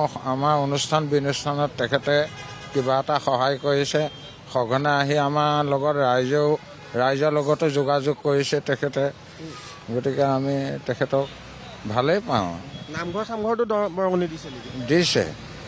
দিছে আমাৰ ভাদ মাহতো সহায় এখনৰ কাৰণেও দিছে, এনে 10,000 টকা আমাক সাহায্য হিচাপে দিছে গাঁও শাখাত। আৰু এতিয়া অনুষ্ঠানৰ বিষয়ে 1 লাখ টকা কিবা এটা দিম বুলিও কথা দিছে তেখেতে। আপুনি চৰকাৰী সুবিধা পাইছেনে নাই? বৰ্তমান এতিয়ালৈকে আমি বৃদ্ধ বুলি বৰ্তমান পোৱা নাই, হ'লেও বৃদ্ধ পেঞ্চন পাইছেনে নাই? বৃদ্ধ পেঞ্চনটো পাই থাকোঁ। আজি এই 2 মাহমান বন্ধ হৈ আছে বাৰু, চৰকাৰে কি কৰে আকৌ।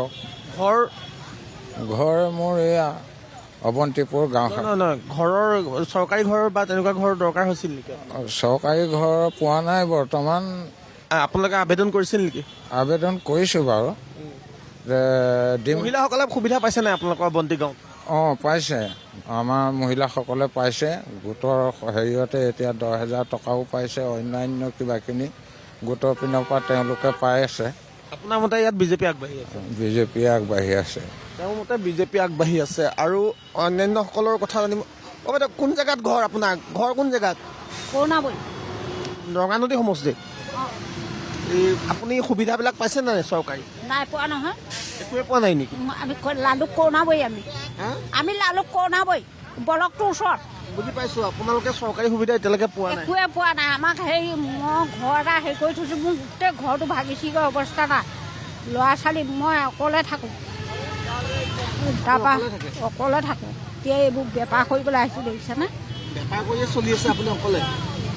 অৰুণোদয় আঁচনিটো পাইছিলোঁ, মিছাকৈ লাভ নাই। তাৰপৰা এতিয়ালৈকে অৰুণোদয় আঁচনি আজি বহুত দিন ধৰি দিয়াই নাই। পোৱা নাই। ঘৰ এটা এপ্লাই কৰিলোঁ, ঘৰটো পোৱা নাই। এতিয়া ঘৰটোৰ অৱস্থা কেনেকুৱা আপোনাৰ? একদম গোটেই পানী পৰিছে মোৰ ঘৰ। কি জেগা ক'লে আপোনাৰ? কৰুণাবৈ, 1 নম্বৰ কৰুণাবৈ। কৰুণাবৈ ন? নামটো কি আপোনাৰ? সৰুমাই শইকীয়া। সৰুমাই শইকীয়া।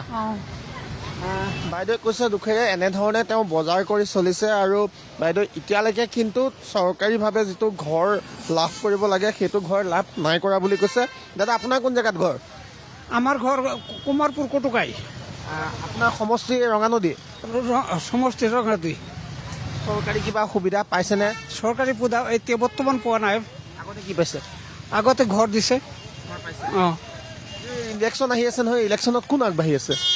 ইলেকশ্যনৰ আগবাঢ়ি মানে তেনেকে শুনা নাই পিছে এতিয়ালৈকে ডাঠকে। কোন দল আহিছে আপোনালোকৰ ওচৰলৈ আগবাঢ়ি? এতিয়ালৈকে ঘৰলৈ কোনো দলেই যোৱা নাই এতিয়ালৈকে। নাই এনে পোষ্টাৰ চোষ্টাৰ মাৰি থৈছে যেন। কাৰ দেখিছে আপুনি? পোষ্টাৰটো আপোনাৰ ঋষি, তাৰপিছত আৰু কি নাম আছে এইবিলাক পাহৰি গ'লো, মানে ইমানটো মনত ঋষি নামটো মনলৈ আহিছে। এইটো মনত পোষ্টাৰ লগাইছে? বহুত পোষ্টাৰ লগাইছে একেবাৰে। আগতে এনেকুৱা দেখা নাই? নাই, এনেকুৱা পোষ্টাৰ কোনেও লগোৱা নাছিলে, ইমান লগাইছে মানে। ৰঙানদী সমষ্টিত সেইটো এটা এইবাৰ এক সকলোৰে বাবে চকুত পৰা দৃশ্য হৈ পৰিছে। যথেষ্টখিনি আচলতে পোষ্টাৰ লগাইছে। দাদা, বজাৰলৈ আহিছে? কোন জেগাত ঘৰ? মোৰ ইয়াতে আৰমতিতে। দাদা, অকণমান নিৰ্বাচন কেন্দ্ৰিক কথা এটা সোধো। নিৰ্বাচন আহিছে নহয়, কি দেখিছে এইবাৰ? কি দেখিছোঁ মানে আৰু ভালেই দেখিছোঁ। আৰু কোনফালে ভাল দেখিছে? কোনফালে ৰাস্তা পদূলি ভাল হৈছে, ৰাস্তা পদূলিবিলাক ভাল হৈছে। কিন্তু এটাই বেয়া হৈছে, আৰু আমি ৰিটায়াৰ হোৱা মানুহ আজিলৈকে পইচাবিলাক পোৱা নাই। কি পোৱা নাই বুলি ক'লে? আমি ৰিটায়াৰ হ'লোঁ, মই চাকৰি কৰিছিলোঁ, আজিলৈকে পইচাবিলাক পোৱা নাই চৰকাৰৰ ফালৰ পৰা। কোন ডিপাৰ্টমেণ্টত? মই ট্ৰেন্সপৰ্টত কৰিছিলোঁ। এতিয়ালৈকে পোৱা নাই? এতিয়ালৈকে পোৱা নাই। বুলি কয় আপোনালোকে? দিম বুলি কৈ থাকে, কিন্তু আজিলৈকে দিয়া নাই। আজি 16 চনৰ পৰা। 16 চনৰ পৰা এতিয়ালৈকে আপুনি ৰিটায়াৰমেণ্টৰ পইচা পোৱা? ৰিটায়াৰমেণ্টৰ মই 21ত ৰিটায়াৰ হ'লোঁ, কিন্তু মোতকৈও আগত ৰিটায়াৰ হোৱা মানুহ আছিলে 16 চনৰ পৰা। সিহঁতবিলাকেও পইচা পোৱা নাই। ধৰক ময়ো 21 চনত ৰিটায়াৰ হ'লোঁ, ময়ো পইচা পোৱা নাই। চৰকাৰে কাম কৰিছে আৰু বহু হিতাধিকাৰী সৃষ্টি কৰিছে, বহুতকে পইচাও দিছে, কিন্তু আপোনালোকৰ পইচাখিনি প্ৰাপ্য পইচা। আপোনালোকৰ পইচা আমাৰ দৰমহাৰ পৰা কাটি নিয়া পইচা। আমি যিটো দৰমহা পাওঁ তাৰ পৰা এটা অংশ আমাৰ পৰা কাটি নিয়ে, নি পেলাই চৰকাৰে জমা কৰে। কিন্তু সেই পইচাখিনি আমি ৰিটায়াৰমেণ্টৰ সময়ত দিব লাগে, ৰিটায়াৰমেণ্টৰ পিছত, কিন্তু আজিলৈকে দিয়া নাই চৰকাৰে। নিৰ্বাচন সন্মুখত আহি আছে। এইবাৰ আপোনালোকৰ এইটো সমষ্টি এটা সময়ত কংগ্ৰেছৰ প্ৰতিপত্তি আছিলে, যেতিয়া এইটো সংলগ্ন হৈ আছিলে নাওমৈচাত। এতিয়া ধৰক ৰঙানদী হৈছে, ইয়াত কাৰ জোৰটো বেছি দেখিছে? এতিয়া ইয়াৰ ৰঙানদী বিজেপিৰে জোৰটো দেখিছোঁ। আৰু বিজেপিৰে জোৰটো দেখিছোঁ। কংগ্ৰেছৰ সাংগঠনিক স্থিতিটো নাই ইয়াত নাই। কংগ্ৰেছৰ তেনেকুৱা নাই, আছে অলপ কম, মানে বিজেপিতকৈ কম, বিজেপিতকৈ কম। ঠিক আছে দাদা, ধন্যবাদ জনাইছোঁ। তেখেতে কৈছে তেখেতসকলৰ প্ৰাপ্য পইচাও পোৱা নাই বুলি কৈছে, আৰু অতি গুৰুতৰ কথা, কাৰণ যি সময়ত চৰকাৰে অন্যান্য হিতাধিকাৰীমূলক আঁচনি লৈছে এই সকলো লোকৰ প্ৰাপ্য পইচাখিনি মুকলি কৰি দিয়াৰ ক্ষেত্ৰত বাধা কৰে। দাদা, আপোনাৰ বজাৰলৈ আহিছে? বজাৰলৈ আহিছোঁ। কিবা আনিছে নেকি বজাৰলৈ? এই শাক চব্জি আনিছোঁ। কেনেকুৱা বিক্ৰী বাৰ্তা কেনেকুৱা? কিবা এটা ঠিকেই আছে। হয়, ইলেকশ্যন আহি আছে নহয়, কি হ'ব এইবাৰ? ইলেকশ্যন আৰু কি আৰু মানে কোন দল আগবাঢ়ি আছে ইয়াতে ৰঙানদীত? বিজেপি। বিজেপি আগবাঢ়ি। হয়। বিজেপি প্ৰাৰ্থী কোনোবা আহিছে নেকি আপোনালোকে? অহা নাই, কিন্তু আপোনালোকে চাৰিওফালে দেখিছে বিজেপিয়ে মানুহ আগবাঢ়িছে। হয়, বিজেপি আগবাঢ়িছে। আগতেতো কংগ্ৰেছৰ প্ৰতিপত্তি আছিলে, এতিয়া নাই নেকি? কংগ্ৰেছতো নাই ইয়াত। আপুনি ইয়াৰে নে ৰঙানদী? কি নাম? মোৰ নাম জীৱন গোস্বামী। জীৱন হয় দাদা, ৰঙানদী সমষ্টিটো নতুনকৈ গঠন হৈছে, এইবাৰ কি হ'ব পাৰে? এইবাৰ আমি ভবামতে সাম্ভাব্য প্ৰাৰ্থী ঋষিৰাজ হাজৰিকাই বিজেপিৰ পৰা নিৰ্বাচিত হ'ব বুলি আমি ভাবিছোঁ। বাইদেউ, আপুনি বজাৰলৈ আহিছে? বাইদেউ প্ৰভু, মই নাজানো দেই, মই ইমান আপুনি জয়ন্ত খাউণ্ডৰ নামটো কৈ থকা শুনিছিলোঁ, কেনে শুনিছে? যাবই বাৰুণ যাব। জয়ন্ত খাউণ্ডে খেলিব বুলি ভাবিছে, মানে অগপৰ ইয়াৰ পৰা খেলিব বুলি। এনেধৰণৰ আচলতে মিশ্ৰিত প্ৰতিক্ৰিয়া ইয়াত দেখিবলৈ পোৱা গৈছে।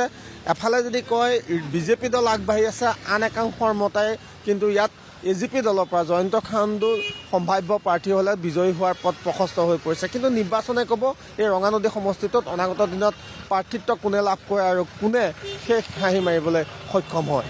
ৰঙানদী সমষ্টিত প্ৰাৰ্থিত্ব প্ৰত্যাশী গোবিন্দ শইকীয়া।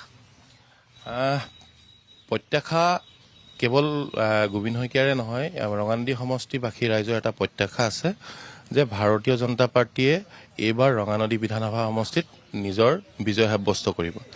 প্ৰাৰ্থী কোন হয় কোন নহয় সেয়া নিৰ্ধাৰণ কৰিব আমাৰ দলৰ নেতৃত্বৰ ওপৰত।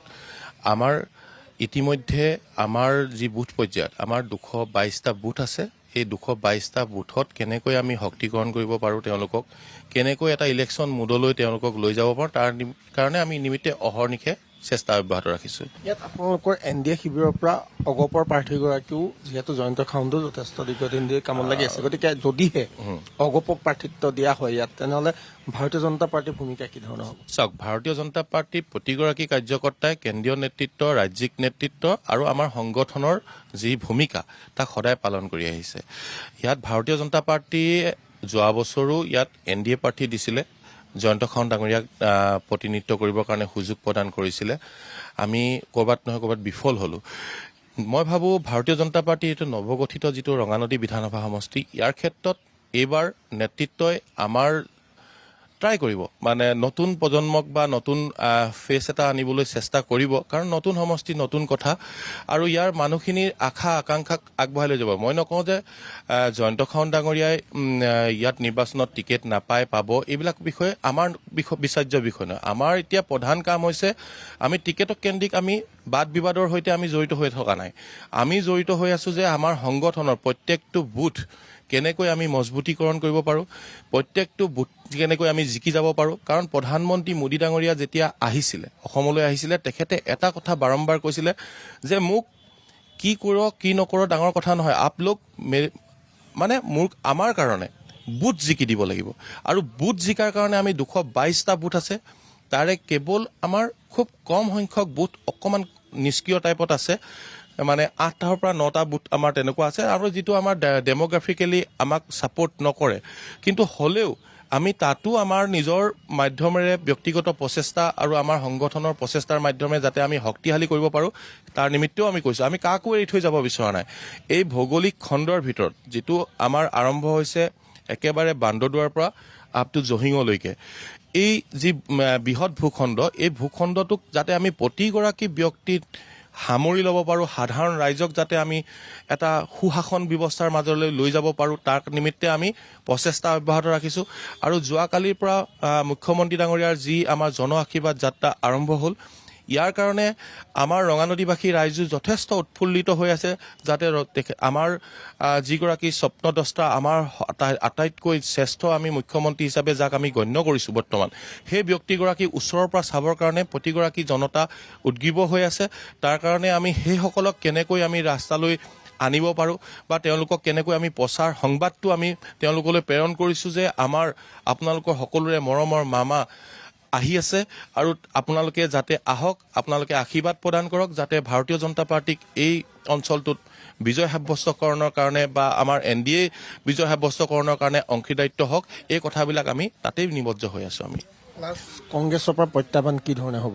চাওক, কংগ্ৰেছৰ পৰা প্ৰত্যাহ্বান বুলিবলৈ আমাৰ নাই। আমি দেখিছোৱেই ইতিমধ্যে গৌৰৱ গগৈ ডাঙৰীয়াৰ নেতৃত্বত তেওঁলোকৰ কিবা এটা যাত্ৰা ওলাইছে, আমি দেখিছোঁ।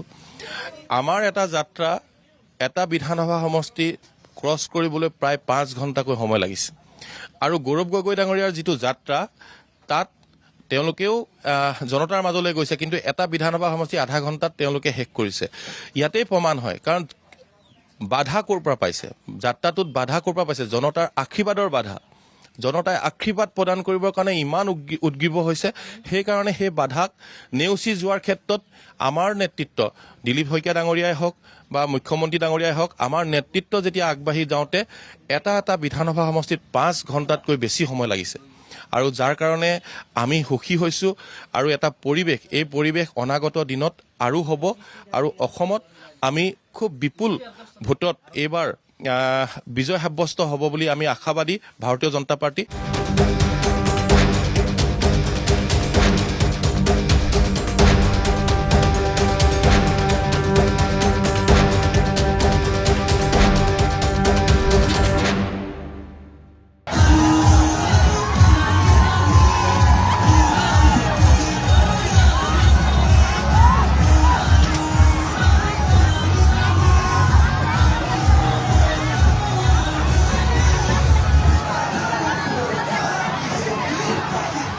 ৰঙানদী সমষ্টিত NDAৰ হৈ কোনে প্ৰতিদ্বন্দ্বিতা কৰিব সেই জল্পনা কল্পনা অব্যাহত থকাৰ মাজতে সোমবাৰে আশীৰ্বাদ যাত্ৰাৰ কালত মুখ্যমন্ত্ৰীৰ ভাষ্যই আনিছে বিশেষ ৰাজনৈতিক টুইষ্ট। মুখ্যমন্ত্ৰীগৰাকীৰ স্পষ্ট ভাষ্য, ৰঙানদী সমষ্টিত এইবাৰ বিজেপিয়ে জয়ী হ'ব, অৰ্থাৎ ইয়াত বিজেপিৰ প্ৰাৰ্থিত্ব থাকিব। কিন্তু কোন হ'ব প্ৰাৰ্থী সেই সন্দৰ্ভত ক'বলৈ যাওঁতে তেওঁ যাত্ৰাকালত যি ব্যৱস্থাপনা আছিল সেই ব্যৱস্থাপনাৰ কাৰণে ঋষিৰাজ হাজৰিকাক তেওঁ বিশেষভাৱে ধন্যবাদ জনালে। আৰু তাৰ পাছতে বিজেপি শিবিৰত এতিয়া চৰ্চা চলিছে, ইয়াত অৰ্থাৎ ৰঙানদী সমষ্টিত ঋষিৰাজ হাজৰিকাই হ'ব পাৰে নেকি বিজেপি দলৰ প্ৰাৰ্থী। ধন্যবাদ জনাইছো। ৰাতি 9টা বাজি গ'ল, ইমান ৰাইজ আপোনালোকে ইয়াত উপস্থিত থাকি আমাক যি সহযোগিতা কৰিলে তাৰ বাবে মই ধন্যবাদ জনাইছো। আৰু মই নিশ্চিত যে আমি ৰঙানদী নিৰ্বাচনত জিকিব পাৰিম। আৰু আজিৰ এই সভাখনৰ সুন্দৰ ব্যৱস্থাৰ বাবে মই ঋষিৰাজ হাজৰিকাক ধন্যবাদ আৰু অভিনন্দন জনাইছো।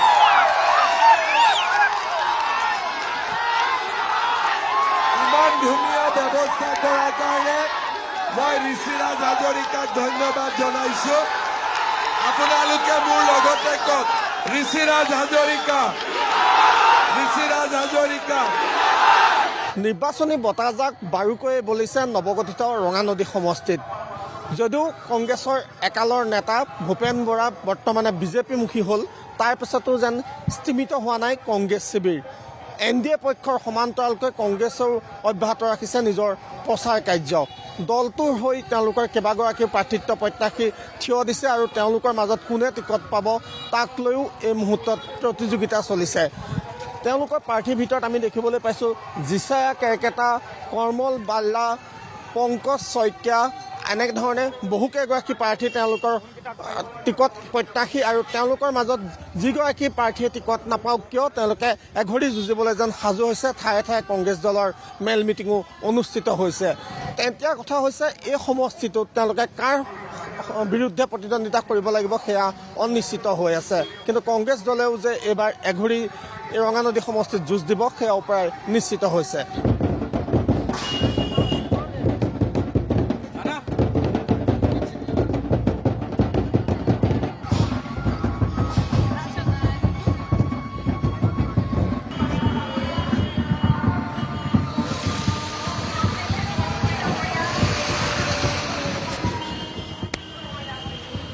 কংগ্ৰেছ দলৰ অন্যতম প্ৰাৰ্থিত্ব প্ৰত্যাশী জিন্তু হাজৰিকা, যিগৰাকীক আচলতে সকলোৱে ভাবিছিল যে ভূপেন বৰাৰ লগত অতি ঘনিষ্ঠ আছিল আৰু ভূপেন বৰা বিজেপিমুখী হোৱাৰ লগে লগে তেওঁ দল এৰি যাব বুলি ভাবিছিল, কিন্তু সেয়া কাৰ্যত নহ'ল আৰু জিন্তু হাজৰিকাই কংগ্ৰেছতে থাকি কংগ্ৰেছ দলৰ হৈ প্ৰচাৰ চলাই আছে আৰু তেওঁ এইবাৰ ৰঙানদী সমষ্টিৰ অন্যতম প্ৰাৰ্থিত্ব প্ৰত্যাশী হিচাপে থিয় দিছে। গতিকে তেওঁৰ পৰা কিছু কথা জানিব বিচাৰিছোঁ। যিটো কথা ওলাই আছিলে বা যিটো সম্ভাৱনা দেখা দিছিলে সেয়া পোনছাতে আপুনি হয়তো চাগে নস্যাৎ কৰিব, কাৰণ আপোনাৰ মনত যিহেতু কংগ্ৰেছেই সোমাই আছিল, কংগ্ৰেছৰ কাৰণে আপুনি দেহে কেহে এই সমষ্টিটোত খাটিছিল। এই মুহূৰ্তত ভূপেন বৰা গুচি যোৱাৰ পিছত ক'ৰবাত নহয় ক'ৰবাত গুৰি বঠাহীন হৈ পৰিছে নেকি ৰঙানদী? চাওক, প্ৰথমতে আপুনি যিটো কথা কৈছে ঘনিষ্ঠ শব্দটো কৈছে, মই ঘনিষ্ঠ শব্দটো অন্তৰালত মই মোৰ ৰাজনৈতিক যিটো জীৱন আৰম্ভ কৰিছিলোঁ তাৰ পৰা মই আহিব লাগিব।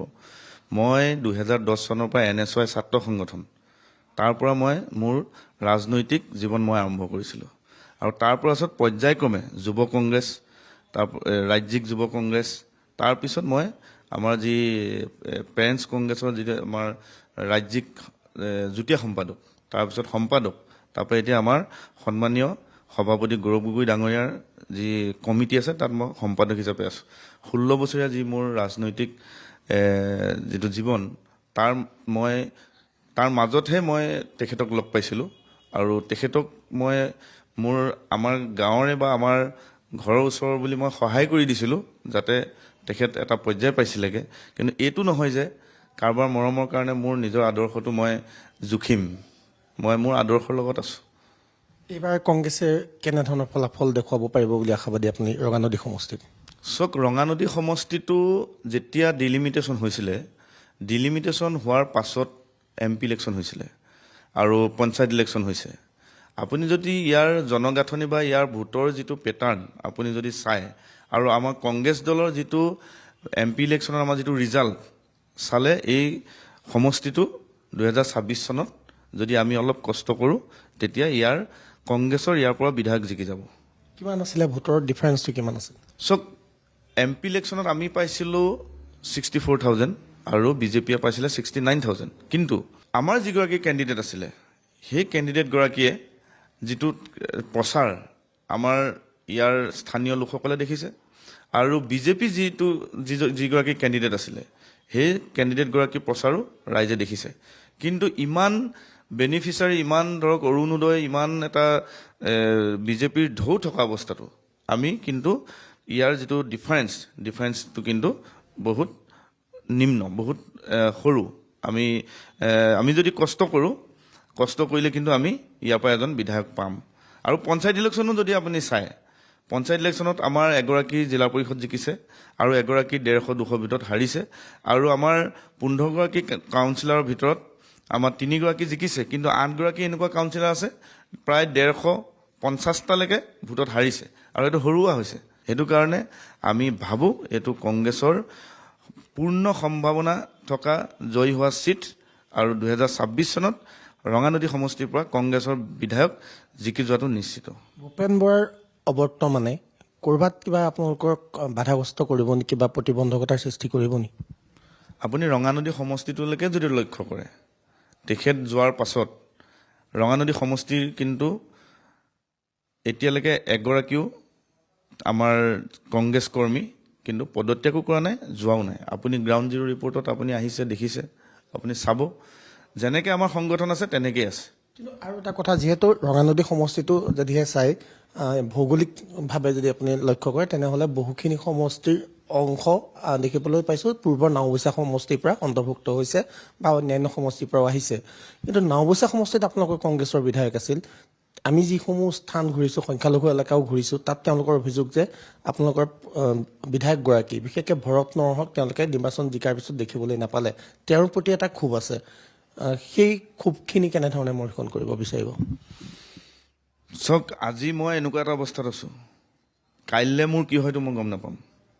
কিন্তু তেখেত বিধায়ক জিকাৰ পাছত আমি যিটো খবৰ পাইছোঁ তেখেতৰ স্বাস্থ্য খুবেই বেয়া। আজি আপুনি মই কথা পাতি আছোঁ, এনেকৈ এটা গুৰুত্বপূৰ্ণ দায়িত্বত আছোঁ। কিন্তু কালিলৈ মোৰ কি হ'ব সেইটো বিধিয়ে লিখি থোৱা আছে, বিধাতাৰ হাতত আছে। এইটো আমি ক'ব নোৱাৰোঁ যে মই এটা গুৰুত্বপূৰ্ণ দায়িত্বত আছোঁ, মই চিৰ জীৱনৰ কাৰণে তোমালোকৰ লগতে থাকিম। কিন্তু মোৰতো অসুখ বিসুখৰ কথা এটা আছে, মোৰ কিবা এটা হ'ব পাৰে, ষ্টক হ'ব পাৰে, তেনেকুৱা এটা বাধা বিঘিনি তেখেতলোকৰ লগত ঘটিছে। এইটো আমি ক'ব নোৱাৰোঁ যে আমি তেখেতৰ স্বাস্থ্যটো আমাৰ হাতত নাই, আমাৰ ভোটাধিকাৰটোহে আছে।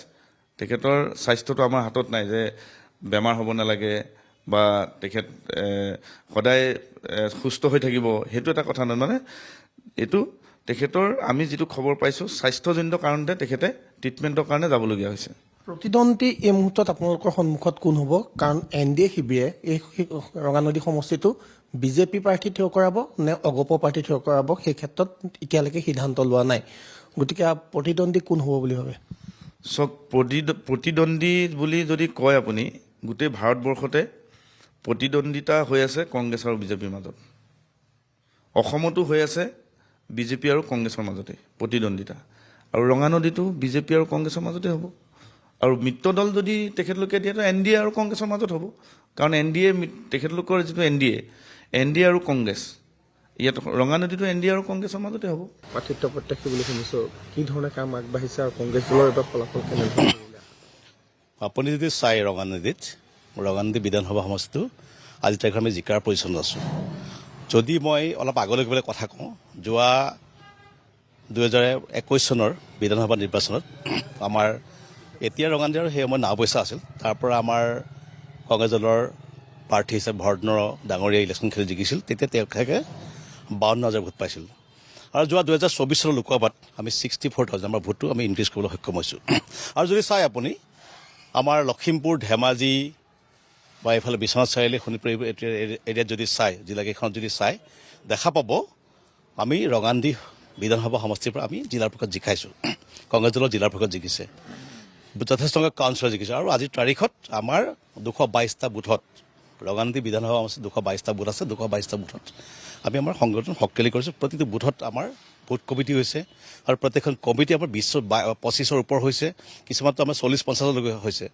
ইভেন আপুনি বঙলমৰা ওচৰত আমাৰ দক্ষিণ আলুকৰ এটা চেণ্টাৰত আমি যেতিয়া বুথ কমিটি বনাব গৈছে আমাৰ দলীয় সতীৰ্থসকলে, তেতিয়া বুথ কমিটিৰ প্ৰেচিডেণ্ট ল'বৰ কাৰণে তাত মানে এটা যুদ্ধ সদৃশ পৰিস্থিতিৰ নিচিনা পৰিৱেশ এটা হৈছে। আৰু দলীয় কৰ্মীসকলে সকলোৱে দিনে ৰাতিৰে কাম কৰি আছে। আমি যোৱাকালিও আমাৰ নিখিল ভাৰত কংগ্ৰেছ কমিটিৰ জ্যেষ্ঠ পৰ্যবেক্ষক, আমাৰ ঝাৰখণ্ডৰ প্ৰাক্তন মন্ত্ৰী বন্ধুতি ডাঙৰীয়াক লৈ পেলাই আমি এখন সভা কৰিছোঁ। যথেষ্ট সংখ্যক মানুহ, খুব কম সময়ত আমি কৰিছোঁ, প্ৰায় 2500 মানুহ লৈ পেলাই আমি সভা কৰিছোঁ। আৰু চাৰিওফালে কংগ্ৰেছ দলৰ কাৰণে মানুহবোৰ ওলাই আহিছে, আৰু সেইকাৰণে আমি নিশ্চিত হৈছোঁ যে এইবাৰ ৰঙানদী বিধানসভা সমষ্টি আমি দখল কৰিবলৈ সক্ষম হ'ম। আপুনি প্ৰাৰ্থী? মই আবেদন কৰিছোঁ। যোৱা দীঘলীয়া সময় দলত কাম কৰিছোঁ। মই জিলা NSৰ সভাপতি আছিলোঁ, জিলা যুৱ কংগ্ৰেছৰ উপসভাপতি আছিলোঁ।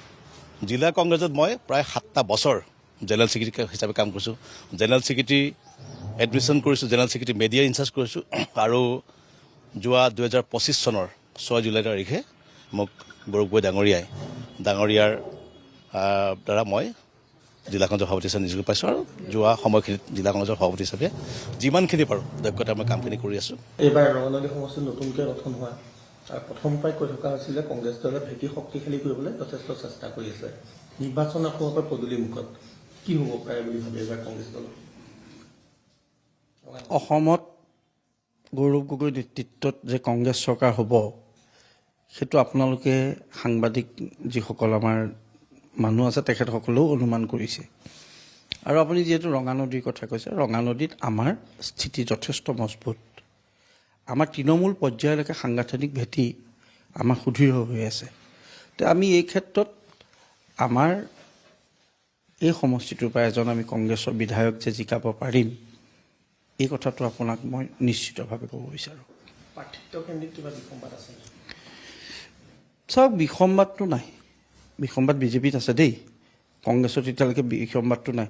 এতিয়া মইতো দেখি থাকোঁ সৰ্বানন্দ সোণোৱাল ডাঙৰীয়া আৰু হিমন্ত বিশ্ব শৰ্মাৰহে বিসম্বাদ মই দেখি পাইছোঁ। আৰু ইয়াতো দেখিছোঁ আমাৰ বিজেপিৰ যিসকল টিকেট বিচৰা প্ৰাৰ্থিত্ব আছে, তেওঁলোকৰতো এতিয়া পোষ্টাৰ লগোৱা কম্পিটিশ্যন তেওঁলোকৰ নিজৰ মাজতে হৈছে। আমাৰ লগততো হোৱা নাই। আমাৰ দলত আমি 9জন মানুহে প্ৰাৰ্থিত্ব প্ৰত্যাশী আছিলোঁ। ভূপেন বৰা ডাঙৰীয়াও আছিলে। তো ভূপেন বৰা ডাঙৰীয়া এতিয়া অপ্ৰাসংগিক হৈ গ'ল আমাৰ। তেওঁ বেলেগ এটা দললৈ গ'ল, তেওঁৰ কথা আমাৰ পাতিবলৈ নাই। 8জন মানুহ আমাৰ ইয়াতে এতিয়া বৰ্তমান আছে। আৰু দলে সিদ্ধান্ত ল'ব যাকে প্ৰাৰ্থিত্ব দিয়ে। আমি এইটোও ক'ব বিচাৰোঁ যে যাকে প্ৰাৰ্থিত্ব দিয়ে আমি জিকাই নিব পাৰিম।